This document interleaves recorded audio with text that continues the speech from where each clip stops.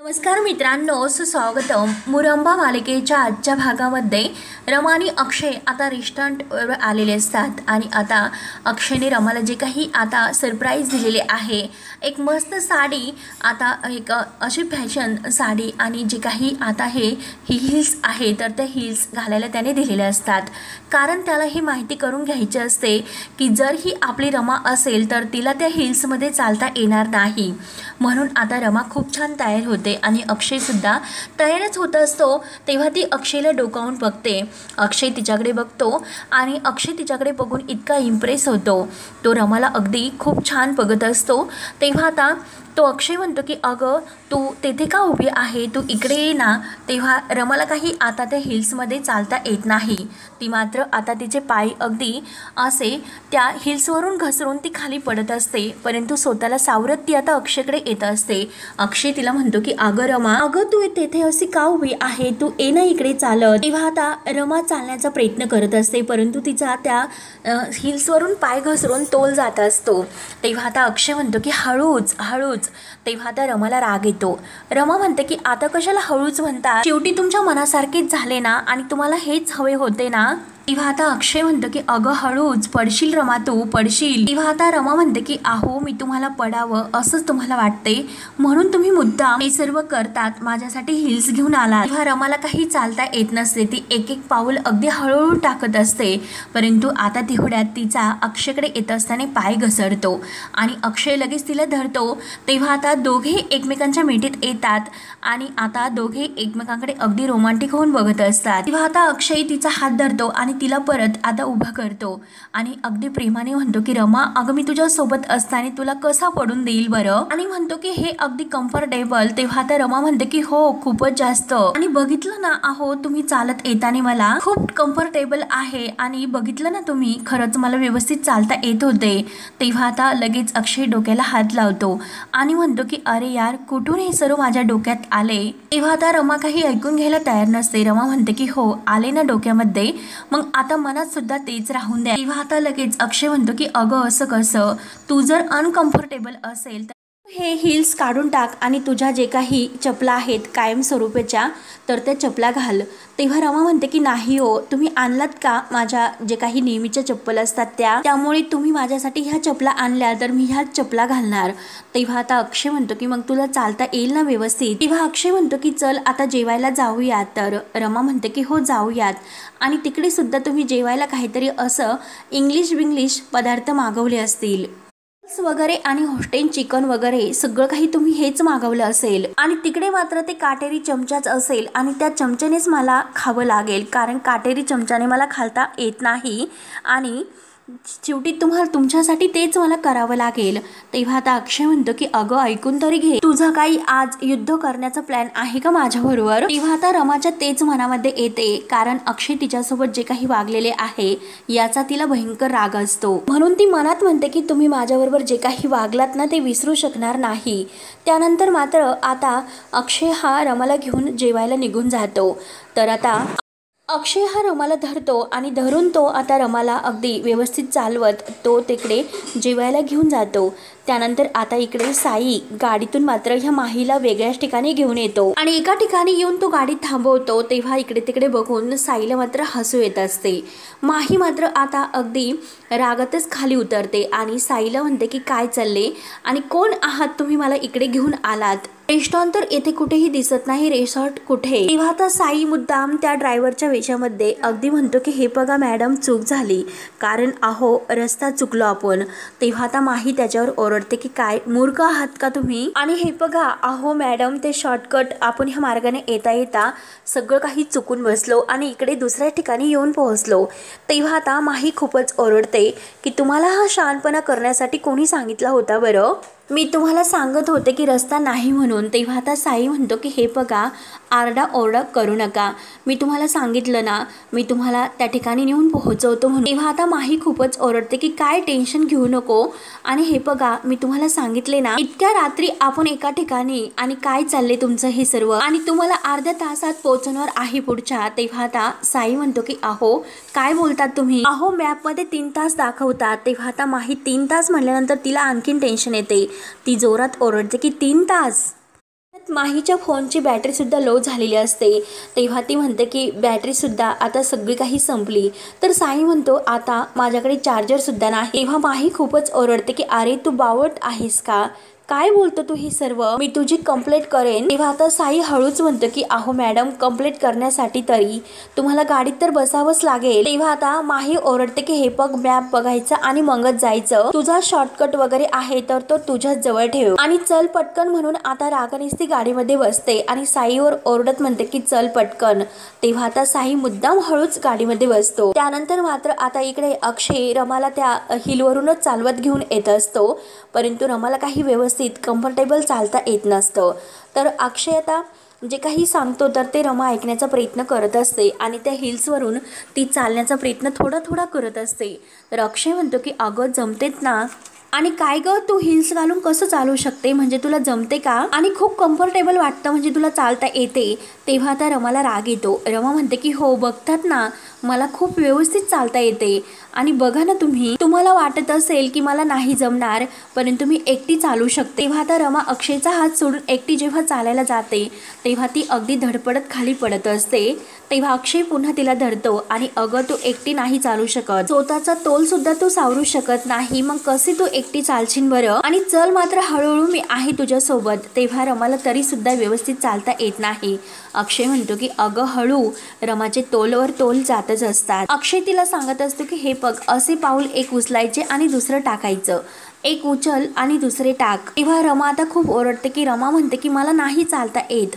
तर अक्षय म्हणतो की अगं चल, येथे जवळ टेबल आहे, तू तेथे चल, तू तिथपर्यंत तर चल। तेव्हा आता समोरून एक माणूस येत असतो तर अक्षय म्हणतो की अगं हळूच, तो माणूस आलेला आहे।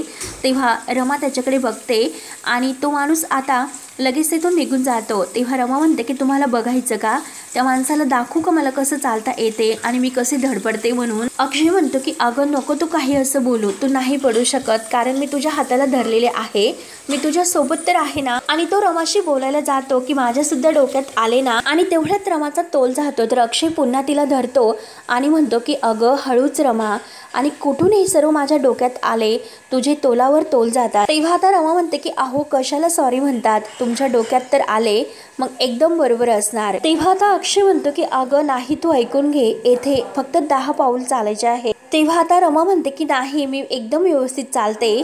रमा आता चालायला जाते परंतु तिला चालता येत नसते। तर अक्षय म्हणतो की बरं राहून दे, आता ही हिल्स कॅन्सल, तुझा पाय 1 मिनिट माझ्या पायावर ठेव। म्हणून अक्षय आता खाली वागतो आणि रमाला म्हणतो की पाय दे, माझ्या हातावर ठेव। रमा म्हणते की अहो कशाला, राहून द्या, सगळेजण आपल्याकडे बघतात। तेव्हा अक्षय म्हणतो की अगं बघून दे। एवढ्यात आता एक मुलगी समोरून येत असते। अक्षय आणि रमाकडे बघते। अक्षय म्हणतो की ती माझी बायको आहे।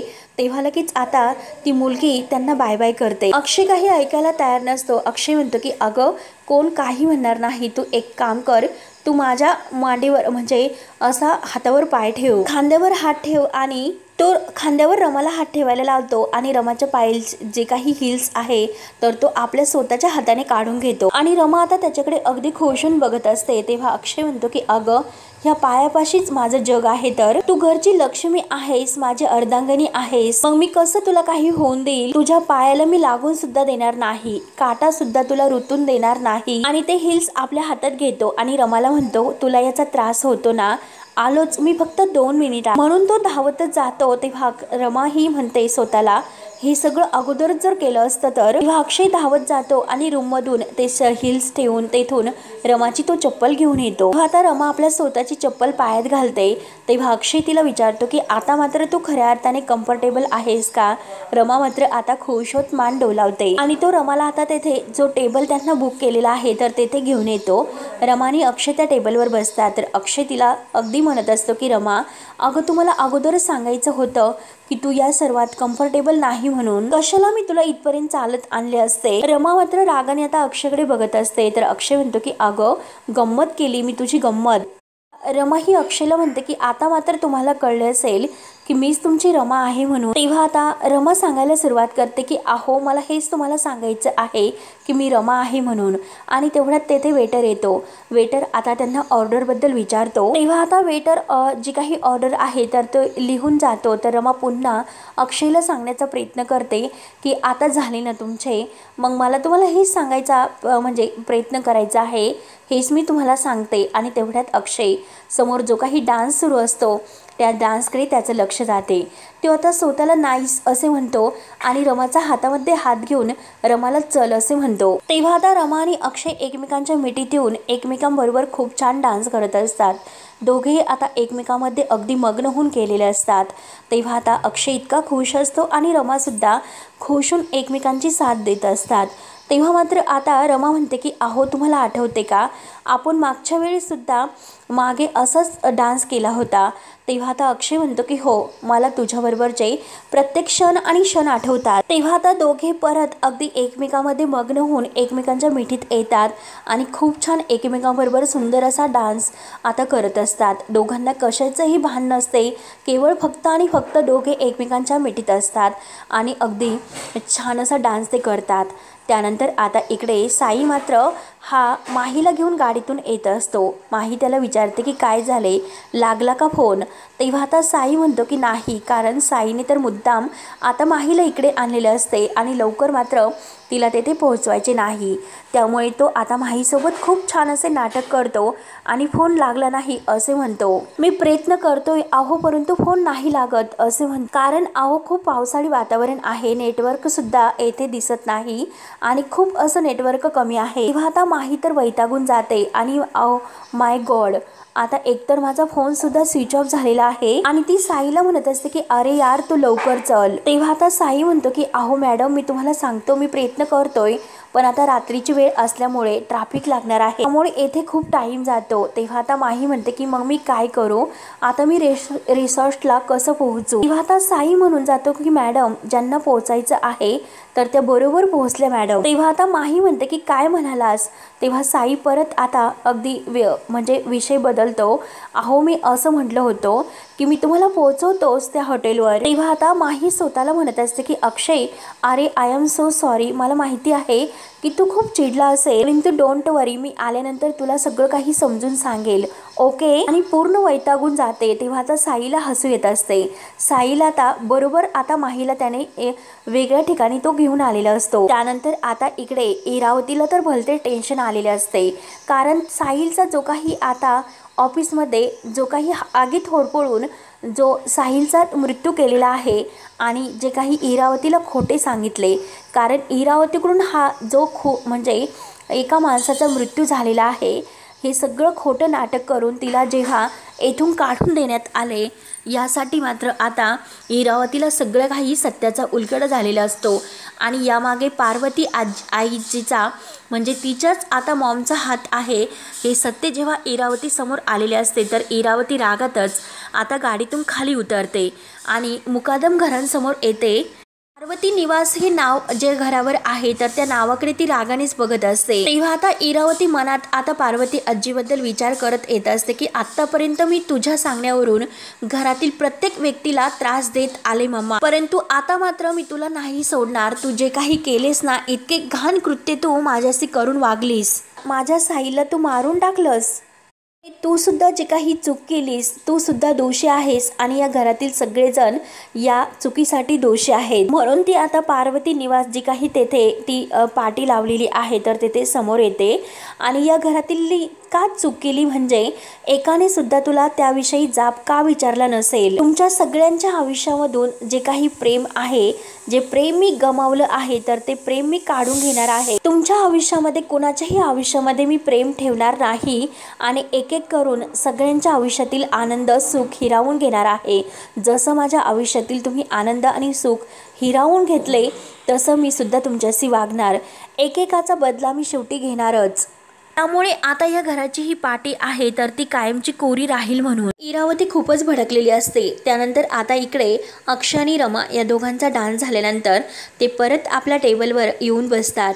तेव्हा आता अक्षय म्हणतो की अगं तू मगाशी काहीतरी सांगत होती, सांग बरं आता।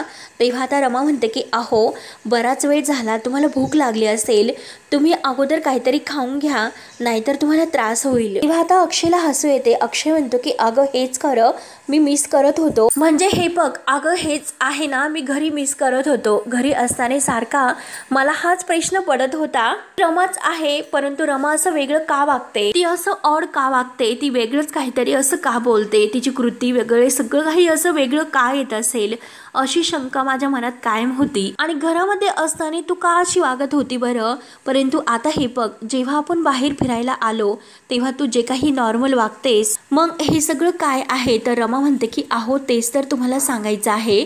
आणि तेवढ्यात अक्षयच्या मोबाईलवर कॉल येतो। रमाला मात्र आता काही सांगायला एक एक काही ना काही आता दुसरंच कारण उभं राहत असते आणि तिचं सांगायचं राहून जाते। तर अक्षय म्हणतो की 1 मिनिट आणि तो कॉल घेतो। तेव्हा आता अक्षयच्या काहीतरी कामाचा फोन असतो आणि आता अक्षय फोनवर बोलत असतो। तेव्हा रमा आता त्याच्याकडे बघत मनात विचार करते की नक्की काहीतरी कामाचा फोन असेल, त्यामुळे आता मात्र यांना आणखीन टेन्शन द्यायला नकोय। त्यानंतर आता इकडे साई मात्र माहीला गाडीतून घेऊन येतच असतो, मुद्दाम तो स्लो गाडी चालवत असतो आणि आता गाडी चालवता चालवता मात्र माही आता खूप रात्र झाल्यामुळे अगदी झोपी जाते।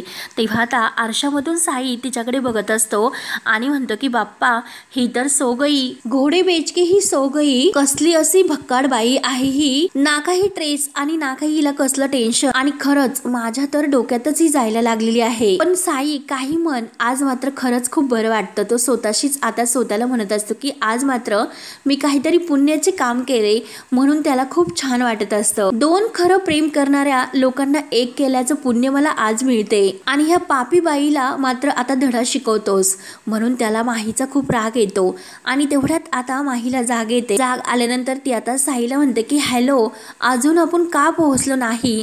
तेव्हा आता साई मुद्दाम खोटं बोलतो की अहो मॅडम ते ट्रॅफिक लागलेले आहे। तेव्हा आता माही म्हणते की अरे तू काय फालतूगिरी लावलीस। आता माही साईवर भयंकर चिडलेली असते, आपल्याला दिल्लीला नाही जायचे आणि काय फालतूगिरी लावलीस, तू काय बोलतोस आणि तुझा फोन मला दे बरं। तेव्हा माही त्याचा फोन मागत असते। तर साई म्हणतो की अहो मॅडम माझा सुद्धा फोन बंद आहे, चार्जर नाही, मी तुम्हाला एकदा सांगितले ना। तेव्हा आता माही खूप वैतागून म्हणते की काय हे सर्व चालले, अक्षय माझी वाट बघून आता झोपला असेल। तर साई म्हणतो की मॅडम अहो तुम्ही सुद्धा आता झोपी जा। तेव्हा आता माही म्हणते की काय रे काय बोलतोस। साई म्हणतो की अहो मॅडम अजून खूप वेळ आहे, तोपर्यंत आराम करा, फ्रंटला पोहोचवल्यानंतर मी तुम्हाला उठवतो, तोपर्यंत तुम्ही आराम करा। तेव्हा आता माही खूपच ओरडते आणि म्हणते की हे पग शांत राहा, तू मला शिकू नकोस की मी काय करायचं आहे ते, मी तुला सांगितले तेवढंच तू कर, फास्ट गाडी चालव। त्यानंतर आता इरावती इकडे आपल्या रूममध्ये येते आणि एका बोर्डावर ती आता जो मार्कर पेन आहे तर त्या मुकादम आता हे नाव लिहिते आणि त्या नावापुढे त्या फॅमिलीतील प्रत्येकाची जी जोडी आहे तर त्या जोडींचं नाव त्या ब्लॅक बोर्डवर लिहित असते। परंतु आता हे सर्व काही नाव लिहित असताना ती अगोदर शशिकांत आणि सीमा या दोघांचं नाव लिहिते, त्यानंतर आनंद, जान्हवी आणि त्यानंतर अक्षय आणि रमा। परंतु आता तिला ही सर्व लिहित असताना ती आजी आहे तर त्या काकी तर त्या साहिलच्या आईचं जे काही बोलणं आहे तर ते सर्व आठवत असते की त्या मुलीने आणि तिच्या घरच्यांनी माझ्या साहिलला मारले आणि साहिलला खोटं बोलून ते लोक कसे तिकडे घेऊन गेलेत आणि साहिलला कसे मारलेत आणि इरावतीला सुद्धा अगदी खोटं सांगून दुसरीकडेच भेटायला सांगितले। हे मात्र आता सगळं काही इरावतीला शब्दांनी शब्द आठवत असतो। म्हणजे मम्मा मला किती खोटं बोलले की जो काही ऑफिसमध्ये तिने साहिलला मारण्याचा प्रयत्न केला आणि तो एक वर्कर माझ्याच हातून जळून मेला, हे मात्र तिने माझ्यावर सगळे आरोप लोटले, जे काही कृत्य केले तर साहिलला माझ्या आयुष्यातून उठवण्यासाठी तिने हे सर्व नाटक केले, प्लॅन केले। आता हे इरावतीला माहिती होऊन इरावतीला खूप राग आलेला असतो आणि या सर्वाचा ती आता विचार करत आता ही मुकादम फॅमिली आहे तरी उद्ध्वस्त करण्याचा प्रयत्न ती करत असते। आणि तेव्हा मात्र आता ह्या सगळ्याची नावे आहेत आणि त्या सगळ्या नावामध्ये पार्वतीचं नाव ती मधोमध लिहिते आणि त्यावर अगदी डॅशफुली मारत मात्र ते सर्व काही ती आता पुसण्याचा प्रयत्न करत असते। रागात मात्र पार्वतीच्या नावापुढे अगदी डॅशफुल मारते, ते नाव ती खोडते आणि इतकी रागवलेली असते की माझ्या साहिलला मारण्याचा प्लॅन मात्र मॉमने केलेला आहे, त्यामुळे मी तिला कधीही नाही सोडणार। तेव्हा आता पुन्हा तिच्या जी काही वडिलांची डायरी आहे तर ती डायरी हातात घेते आणि म्हणते की पप्पा हे बघा, या डायरीमध्ये तुम्ही मी गेल्यानंतर जे काही घडलं तर ते लिहिले होते, परंतु लिहिताना मात्र तुम्ही काही गाळलेल्या जागा सोडल्या होत्या काही गोष्टी भरण्यासाठी आणि त्या गाळलेल्या जागा मी बघितलेल्या आहे, परंतु आता मात्र जे काही आहे तर ते सर्व मला कळले, त्यामुळे आता यापुढे त्या गाळलेल्या जागी नक्की काय लिहायचं आहे आणि त्याच्या पुढे काय लिहायचं आहे तर ते मात्र मी ठरवणार आणि ते मी लिहिणार। हवी तशी ही डायरी मी पूर्ण करणार, मला हवी तशी, असे बोलून इरावतीच्या डोळ्यामध्ये आता एका अहंकाराचं पाणी निघत असते, डोळ्यातून अश्रू पडत असतात। तेव्हा आता ती पूर्णपणे आता ती पार्वतीचा बदला घ्यायचं ठरवते आणि साहिलला जे काही तिने मारून टाकले त्या सर्वाचा बदला घेऊन ती आता पार्वती आजीला शिक्षा देणार असते। तेव्हा आता हातामध्ये पेन घेऊन आता ती पुढे काय लिहायचं आहे तर त्या डायरीमध्ये लिहायला सुरुवात करते एका अहंकाराच्या भरामध्ये। त्यानंतर आता इकडे रमा आणि अक्षय जेवण वगैरे झाल्यानंतर आता छान एकमेकांशी गप्पा करत येत असतात। अक्षय रमाला म्हणत असतो की रमा, अगं या अगोदर सुद्धा आपण असे खूप छान असे रोमॅन्टिक क्षण घालवलेले आहेत, असे छान असे क्षण आपण जगलेला आहोत, तुला आठवते का आपण एका रेस्टॉरंट मध्ये गेलो होतो, तुला काटेरी चमच्याने काही खायला जमत नव्हते तेव्हा मला राग आला होता, त्यानंतर मात्र आपण पावसामध्ये भिजलो आणि तेथे एका हॉटेलवर थांबलो आणि वडापावच्या गाडीवर आपण जेव्हा गेलो होतो आपण स्वतः वडापाव तयार सुद्धा केले, तळले, विकले सुद्धा। मात्र आता रमा आणि अक्षय या दोघांना सुद्धा त्या क्षणाची आठवण होते, कारण जेव्हा ते टपरीवर आता पाऊस आल्यामुळे गेलेले असतात, वडापाव खायला जातात, भजी खाण्यासाठी जातात, परंतु त्या काकांचं बोट मात्र कापलेलं असतं आणि शेवटी रमा आणि अक्षय स्वतः यांनी ती भजी आणि वडापाव तयार करून आता विकलेला सुद्धा असतो आणि खाल्लेला सुद्धा असतो। तेव्हा आता रमा सांगते की हो, आता तुम्ही मला त्यावेळेस प्रपोज सुद्धा केले होते आणि तेव्हा त्यांना त्या क्षणाची सुद्धा आठवण होते। रमाला हा क्षण आठवल्यानंतर अक्षय अगदी खुशून म्हणतो की खरंच हीच माझी रमा आहे, तो सारखा रमाकडे बघत असतो। तेव्हा आता लगेच रमा ही सांगायला सुरुवात करते की त्यानंतर जेव्हा आपण पाचगणीला गेलो आणि तेव्हा तर अक्षय म्हणतो की नको तो विषय, प्लीज मला तू त्या ट्रिपची आठवण करू नकोस आणि खरं तर मीच दोषी आहे, जेव्हा मी तिकडे गेलोच नसतो तर तेव्हा हे सर्व टळलं असतं, हे सर्व झालेच नसते, म्हणून अक्षयला तो क्षण आठवायला नको असतो। त्या क्षण आठवल्यानंतर अक्षयला स्वतःचाच राग येत असतो, रमाचे डोळे सुद्धा भरून येतात। तर अक्षय आता रमाला म्हणतो की तू काही शब्द त्या विषयाबद्दल काढू नको, फक्त आणि फक्त मला तुझ्याकडे एकटं कसं बघतच राहून दे। तर रमाला हसू येते। रमा मात्र आता अक्षयच्या डोळ्यामध्ये डोळे घालून अक्षयकडे पाहत असते आणि अक्षय मात्र आता रमाकडे बघत असतो एकसारखा, म्हणून तो रमाचा हात धरतो आणि रमाचा हात पुढे धरून तिच्या समोर अगदी तिच्याकडे बघत तो तिला चालवत घेऊन जात असतो। रमाला सुद्धा खूप आनंद वाटतो। रमाता दोघेही एकमेकांकडे पाहत एकमेकांच्या सोबत चालत असतात।